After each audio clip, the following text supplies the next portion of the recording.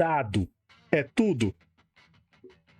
Tem uma discussão longa na internet sobre mestre roubar nos dados. Inclusive, no nosso TikTok e no nossos shorts do YouTube, tem um vídeo do senhor Vermelho, que aqui está presente, falando que sim, é muito legal pro mestre roubar nos dados que são jogados de maneira oculta, né?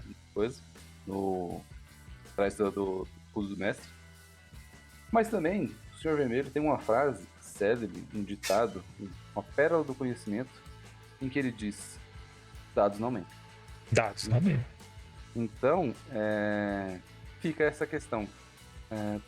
É importante roubar nos dados pro mestre? Isso depende, normalmente um mestre que depende de resultado de dados, assim, ele está narrando uma aventura que é mais linear, né? Porque ele precisa que aquele resultado aconteça. Ou ele precisa que os jogadores passem naquele teste, ou ele não pode fazer com que aquele personagem caia por algum motivo. Então ele dá aquela ajudadazinha, assim, para poder evitar que alguma coisa saia do trilho que ele precisa manter. E aí, isso vai variar de acordo com a sua sessão, vai variar de acordo com o seu tipo de narrativa, ou seu tipo de história. Quando a gente começou também o Warhammer, na sessão 0 eu falei: galera, eu não escondo dado. Meu dado é jogado aberto, portanto, o sistema colabora para ter um nível de letalidade maior.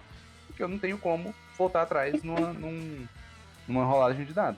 Se eu rolei o dado do inimigo e ele tirou um crítico, acertou na cabeça, o cara foi decapitado na tabela de crítico ainda do dano, não tem o que eu possa fazer. Como o Vermelho falou, dados não mentem. Então a história segue para esse mundo, mas é uma história que eu já falei aqui agora há pouco, que os personagens dos heróis, eles não são necessariamente únicos no universo, eles não são o último floco de neve do mundo. Então eles podem morrer porque eles podem ser substituídos por outros cidadãos que eles são. Agora, se na sua aventura é uma aventura linear, que ela precisa muito que aqueles jogadores estejam sempre presentes, precisa muito que aquelas determinadas situações aconteçam, aí sim, vale a pena às vezes você... E aí sim, isso também vai da sua decisão. Tem mestres que, independente da situação, não alteram dados, e tem mestres que não ligam para isso. Mas, dependendo dessa questão, eu acho que vale a pena dar uma alteradinha nos dados para que não aconteça, igual a gente já falou durante a noite inteira, mortes bobas, mortes desnecessárias, erros críticos que resultariam em mortes bobas e desnecessárias. Então, dá para dar uma ajudada aí. Eu, pessoalmente, não gosto. Não mexo em dado. Não altero o resultado de dado. Tanto é que eu escondo dado. Na Forja da Manhã eu escondo dado, mas eu só escondo dado que não é de ataque. Eu não escondo dado de combate. Dado de combate eu rolo normal. Rolo para ataque, rolo para dano, normal. O que eu escondo é nos testes de habilidade que eu acho que podem afetar o por metagame. Eu não quero ninguém fazendo teste e concluindo que está realmente furtivo porque viu que tirou um resultado bom no dado. Eu quero a pessoa falar pra pessoa: olha, você sente que você tá indo bem. O que também faria sentido se você não estivesse indo. Então, assim, nesse sentido eu não mexo. Agora, o que eu acho uma solução melhor do que você fazer isso, do que roubar no dado para impedir uma tragédia? Ponto heróico. Inspiração. Existem esses mecanismos, normalmente fora da regra, mas em vários sistemas eles fazem parte da regra já básica, que são para esse tipo de situação. Toma aqui, você tem um ponto heróico. Um ponto heróico por sessão, um ponto heróico por arco, um ponto heróico por qualquer coisa. Este ponto heróico te permite rejogar um dado, te permite um sucesso automático, te permite alguma coisa. E às vezes isso pode ser a diferença. Então assim, o cara rolou 2 falhas no teste de morte. Rolou a terceira, vou gastar meu ponto heróico e vou tirar um sucesso. Ele ganhou um turno, ele comprou um turno na vida dele. Entende?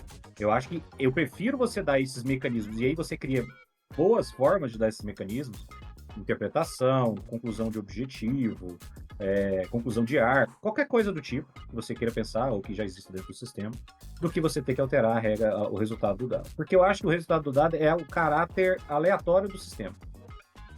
Entende? É o aspecto, por exemplo, uma coisa que eu sempre rolo dado de dano.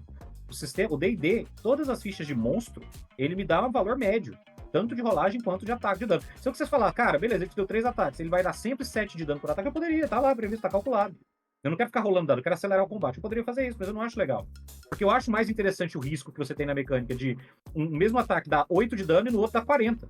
Eu gosto dessa variação. Eu acho que isso dá um fator interessante. O cara tá enfrentando um monstro que ele não conhece. No primeiro ataque, o cara acerta 3 facadas nele, ele toma 8 de dano. Ele fala, porra, tô suave. No próximo ataque, ele toma 40. Foda-se. Entendeu? Então eu acho que esse é um aspecto interessante. Eu acho que o caráter aleatório, assim como uma raid do Reinos Ocultos, enriquece a situação, Bem-vindo, enriquece o galera. ambiente. Entende? E isso a gente não pode ignorar. Eu sou contra alterar isso. Eu sou a favor de dar mecanismos de compensação de dado, igual um jogo de tabuleiro.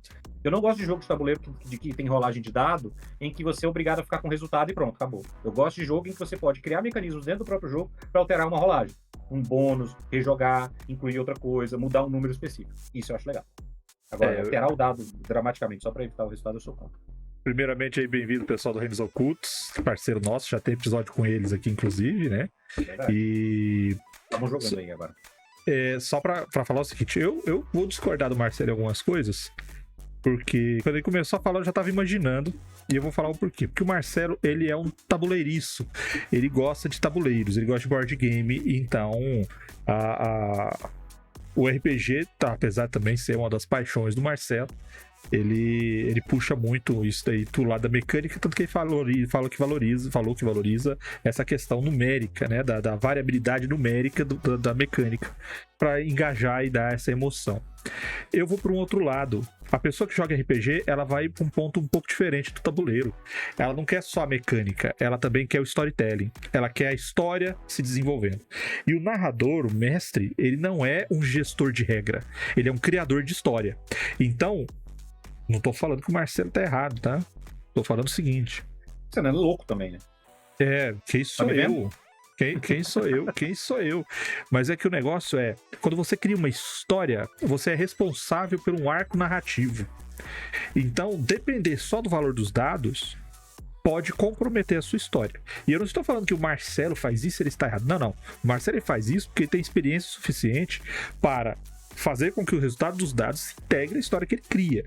Mas se você não está preparado o suficiente para ter esse molejo, cara, vale aí você pensar se não vale a pena você dar uma escondida nos dados, não vale a pena você tratar do storytelling mais do que o resultado, né, cru, igual Jesus falou. Às vezes você tampa uma besteira, uma morte desnecessária, uma coisa sem graça, você consegue reverter para que a história ande. Nós vamos falar até sobre esse negócio de história andando aí na frente. Mas a ideia é, tome cuidado, porque no caso do Marcelo, o que ele prioriza, você pode correr o risco de frustrar ou deixar sua história morrer por causa disso, e no caso que eu estou enfatizando, você pode simplesmente tomar a regra na tua mão, virar a mão do mestre, e aí você torna desnecessário exatamente a questão do teste, a questão do esforço, a aleatoriedade, e aí você tira a graça do desconhecido, né?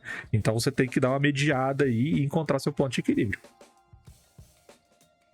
Podemos seguir, Marcelo? Eu acho que o vermelho tem o direito de estar errado e vocês têm o direito de concordar com ele de maneira errônea. Tá? O pessoal do chat concordando. A democracia é uma delícia, mas tem seus preços, né? Pois é.